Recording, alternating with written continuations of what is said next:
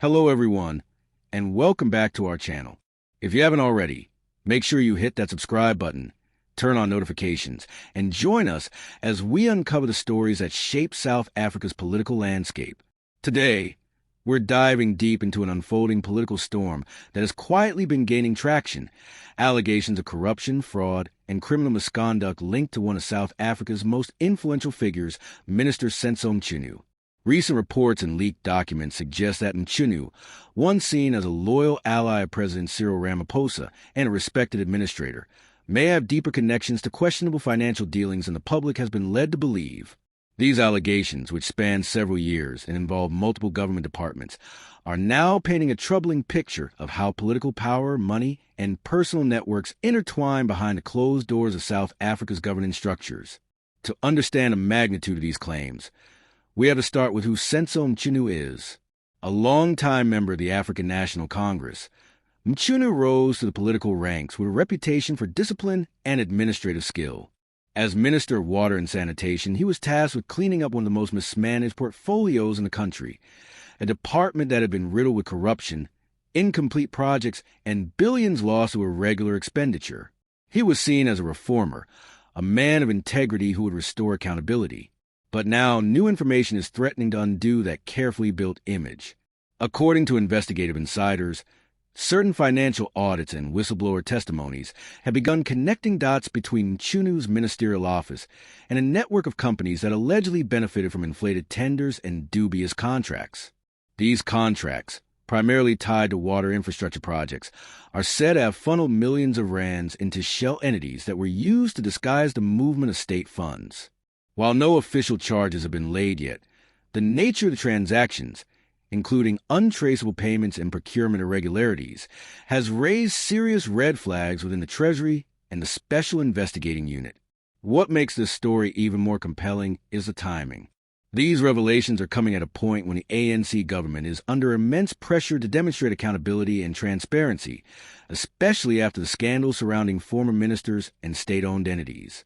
The alleged misconduct linked to Mchunu reportedly dates back to his tenure as Premier of KwaZulu-Natal and extends into his current ministerial role, suggesting that the issue is not isolated but part of a pattern of political patronage that continues to plague the system. Sources close to the investigation allege that Mchunu's name appeared in a confidential financial report that was initially meant for internal auditing within the Department of Water and Sanitation.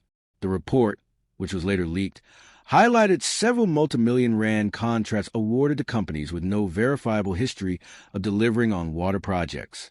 Some of these entities were later found to be registered to individuals with personal or political connections to senior officials, a practice that has long been criticized as a form of disguised state capture.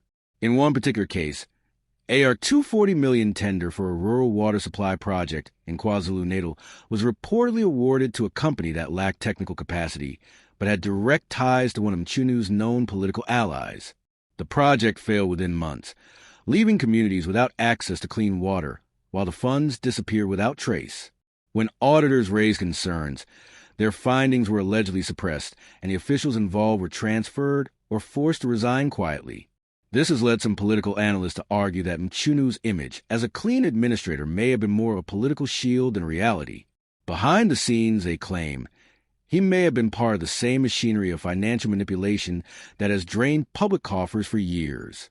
What's more concerning is that internal whistleblowers have reportedly faced intimidation and retaliation after attempting to expose the irregularities.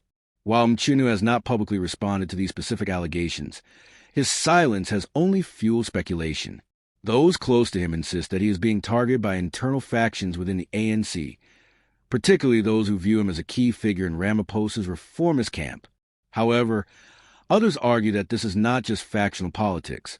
It's about accountability and transparency. Let's not forget, Mchunu was one of Ramaphosa's most trusted ministers, especially after he played a key role in restructuring the dysfunctional water and sanitation department. But if these allegations hold weight, it could deeply damage Ramaphosa's credibility as a leader committed to rooting out corruption within his cabinet. Opposition parties, including the Democratic Alliance and the Economic Freedom Fighters, have already begun calling for an independent investigation, demanding that Mchunu step aside until the matter is fully resolved. These developments echo a broader problem in South African governance, one where allegations of corruption are often met with internal investigations that never reach the public, where accountability is diluted through political maneuvering, and where officials implicated in wrongdoing are quietly reshuffled instead of prosecuted. The country has seen this cycle play out time and again, from the days of state capture to more recent scandals in local municipalities. And as with most high-profile corruption cases, there's always more beneath the surface.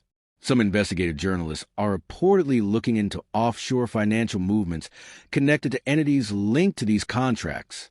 If those leads prove true, they could expose a far-reaching web of embezzlement that stretches beyond South African borders. It's a stark reminder of how state funds meant for essential services like clean water and sanitation, basic human rights, often end up in the pockets of a few powerful individuals.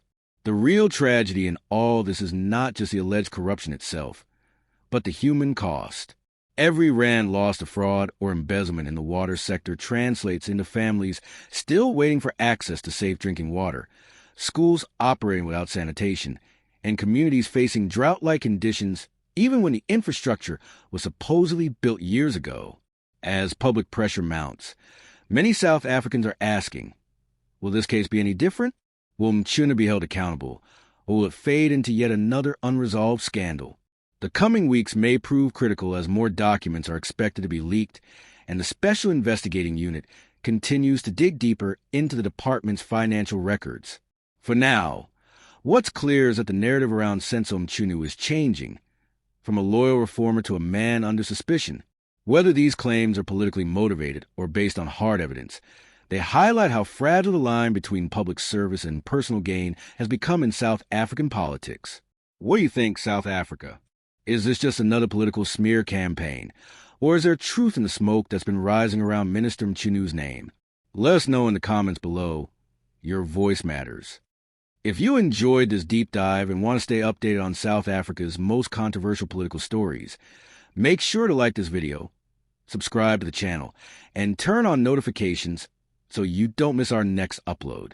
Thank you for watching, and as always, stay informed, stay critical, and see you next time.